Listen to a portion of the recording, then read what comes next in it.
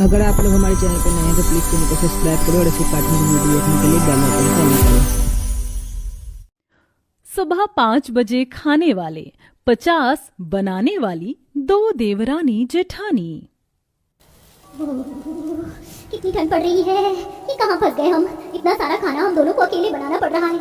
मेरी तो ठंड से हालत खराब हो रही है। हाथ पूरे बर्फ हो गए हैं और ये पूरियां तलकर तो मेरे हाथों में सूजन भी आ गई है।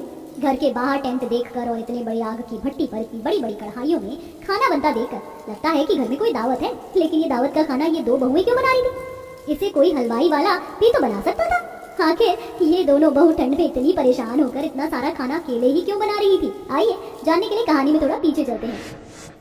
आजा बहू, घर के अंदर आजा। भाभी आप दोनों सबके पैर छूकर आशीर्वाद ले लीजिए।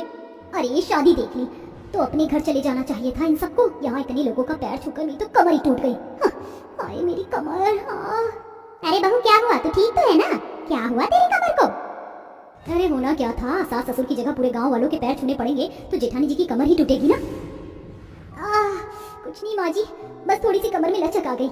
अच्छा ठीक है, जा तो अब आराम कर लो। सभी लोग अपने कमरे में जाकर आराम करने लग जाते हैं। हिमानी और कोमल भी अपने पति के साथ आराम से रात में सो रही होती है। अगले दिन सुबह 7 बजे उर्मिला कोमल के दरवाजे को ठोकती हुई और वही दूसरी तरफ दादी सास सुधा हिमानी के दरवाजे को ठोकना शुरू करती है।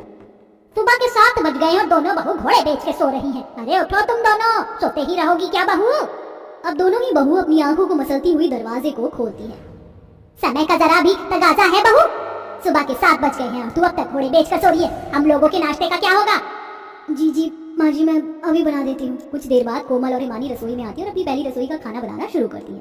देवरानी जी क्या बनाए पहली रसोई में? एक काम करते हैं, मैं खीर और पूरी बना लेती हूँ थोड़ा सा, और आप कुछ अच्छी सी सब्जी बना लीजिए। ठीक है जेठानी जी, वैसे भी मुझे बहुत स्वादिष्ट सब्जियां बनानी आती हैं, जैसे पालक पनीर, शाही पनीर, मटर पनीर, दाल मखनी। एक काम करती हूँ, मैं शाही पनीर बना लेती हूँ। दोनों ही ठंड में अब सबके लिए खाना बना के डाइनिंग टेबल पर लगाती है, जहाँ डाइनिंग टेबल पर 50 लोग बैठे हुए होते हैं।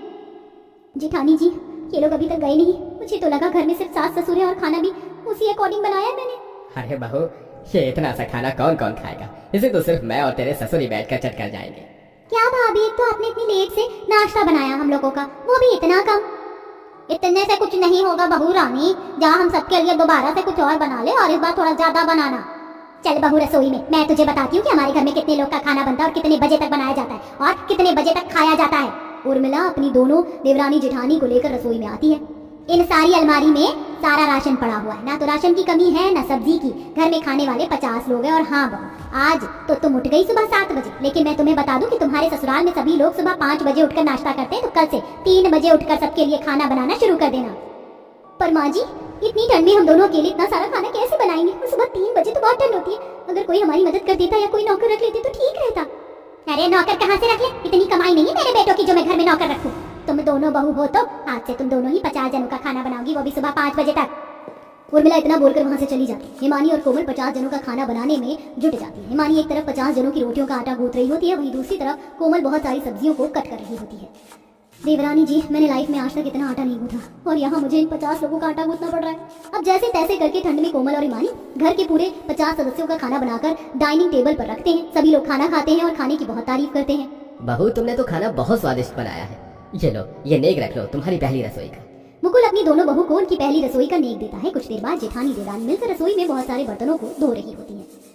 दीदी, इन 50 जनों का खाना बनाना तो मुश्किल ही था, लेकिन अब इतने सारे जूठे बर्तन भी हमें ठंड में अकेले ही धोने पड़ रहे हैं। 50 जनों का खाना बना लेते, कम से कम सासू माँ को बर्तन धोने के लिए तो एक नौकर रख लेना चाहिए था। इसी तरह अब अगले दिन सुबह हिमानी और कोमल ठंड में 3 बजे उठकर रसोई में खाना बना रही होती। दोनों को ही बहुत तेज ठंड लग रही होती है। देखो जेठानी जी, सब लोग कितने आराम से रजाइयों में सो रहे हैं और हम दोनों इतनी ठंड में 3 बजे उठकर सबके लिए नाश्ता बना रहे हैं। अरे लेकिन हम लोग खाने में बनाए क्या? इतनी सुबह सुबह मेरा दिमाग काम नहीं कर रहा है। अरे तुम दोनों 3 बजे उठ गई, चलो अच्छा है। लेकिन ये क्या, तुम दोनों ने अभी तक कुछ बनाया ही नहीं है? थोड़ी ही देर में पूरा परिवार उठकर नाश्ता करने के लिए डाइनिंग टेबल पर बैठ जाएगा। माँ जी, समझ में नहीं आ रहा है कि खाने में क्या बनाए 50 लोगों के लिए। देखो मैं तुम्हें बताती हूँ कि यहाँ पर सब लोग क्या क्या खाते हैं। तुम्हारी दादी सास दूध वाला दलिया, नमकीन दलिया ही खाती है, और तुम्हारे ससुर जी हल्का ही खाना खाते हैं, जैसे दाल चावल, आलू की सब्जी, रोटी। और मैं तो शाही पनीर, पूरियाँ, पुलाव खा लेती हूँ। और तुम्हारी नंद, उसको सब कुछ खाना पसंद है और खाने के बाद मीठा जरूर चाहिए, तो मूंग दाल का हलवा या गाजर का हलवा चाहिए होता है। तो इसके अनुसार तुम 50 जनों का खाना बना लो। परिवार की पसंद नापसंद बता करके उर्मिला वहां से चली जाती है। देवरानी जी, दलिया तो नहीं है, अब उनके लिए दलिया कैसे बनाए? और इस ठंड में सुबह के 3 बजे कोई दुकान भी नहीं खुली होगी। चलो जेठानी जी एक बार देख करके आते हैं, क्या पता हमें किसी दुकान पर दलिया मिल जाए। हिमानी और कोमल ठंड में सुबह के 3 बजे दुकानों पर जाती हैं, जहां उसे कोई भी दुकान खुली हुई नहीं मिलती है और वो वापस आ जाती है। एक काम करते हैं, दादी सास के लिए खिचड़ी बना देते हैं। दोनों ही बैठ कर अब सबके लिए अलग अलग खाना बनाना शुरू कर देते हैं। जेठानी जी ये देखिए, मेरे तो हाथ छिल गए हैं इन गाजर को घसते घसते। इन 50 जनों के लिए मैं अकेली इतना सारा हलवा कैसे बना पाऊंगी। अब जैसे तैसे करके ठंड में सुबह के 5 बजे कोमल और हिमानी 50 सदस्यों का खाना बनाकर तैयार करती हैं और डाइनिंग टेबल पर लगाती हैं। सभी लोग खाने को खाकर अपने अपने कामों में लग जाते हैं। फिर दोपहर में दोबारा कोमल और हिमानी सबके लिए खाना बनाने जाती है, जहाँ कुछ सदस्य ठंड में छत पर बैठे हुए होते हैं और कुछ डाइनिंग टेबल पर। देवरानी जी मेरी तो टांगों में बहुत तेज दर्द हो रहा है। कभी डाइनिंग पर खाना देने जाओ, कभी छत पर सबके लिए खाना लेकर जाओ। भाभी छत पर सबके लिए रोटियां कब बढ़ गई हैं? रोटियां लेकर छत पर आ जाइए। अरे बहू डाइनिंग टेबल पर भी थोड़ा दलिया और दे जा। जी अभी लाई। अब दोनों ही देवरानी जेठानी कभी किसी को छत पर खाना देने जाती है तो कभी किसी को डाइनिंग टेबल पर, जिसके कारण उनकी हालत बहुत खराब हो चुकी है। ऐसे ही कुछ समय गुजरता है और दोनों बहू अब ठंड में 50 जनों का खाना बनाकर बहुत परेशान हो चुकी थी कि तभी एक दिन, देखो कोमल और हिमानी, मैं घर में छोटी सी पूजा करवा रही, कम से कम 400 से 500 लोग आएंगे, सबका खाना भी यही होगा और मैं चाहती हूँ कि तुम 500 से 400 लोगों का खाना तुम दोनों ही बना लो, क्योंकि अगर मैं बाहर के हलवाई वालों को रखती हूँ तो वो इतना अच्छा खाना बनाते नहीं है जितना अच्छा पैसा लेकर चले जाते हैं। पर माँ जी इतना सारा खाना हम दोनों अकेले कैसे बना पाएंगे? अरे सब हो जाएगा, कर लोगी तुम दोनों। अब मैं कुछ नहीं सुन रही, मैं जा रही हूँ, मुझे पूजा की और भी तैयारी करनी है। उर्मिला अपनी दोनों बहू को काम देकर वहाँ से चली जाती है। देखते ही देखते पूरे घर में टेंट वगैरह लग जाता है और घर के बाहर आंगन में एक बहुत बड़े आग की भट्टी पर बड़ी सी कढ़ाई में एक तरफ कोमल पूरियां तल रही होती है और दूसरी तरफ हिमानी सब्जियां बना रही होती है।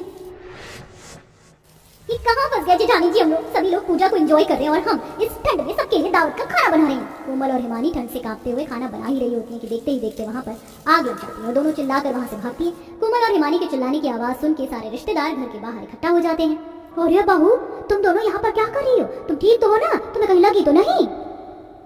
हम लोग यहाँ पर दावत का खाना बना रहे थे, माँ जी ने हमें यहाँ खाना बनाने की ड्यूटी दी थी।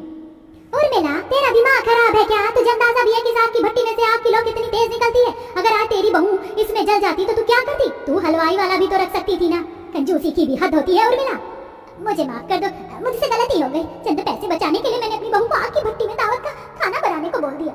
इस हादसे के बाद उर्मिला को अपनी गलती का एहसास हो जाता है। कुछ दिन बीतते हैं और अब वह अपने 50 जनों के परिवार के लिए 2 से 3 नौकरानियों को अपने घर में रख लेती है और पूरे परिवार के साथ मिलकर रहने लगती है।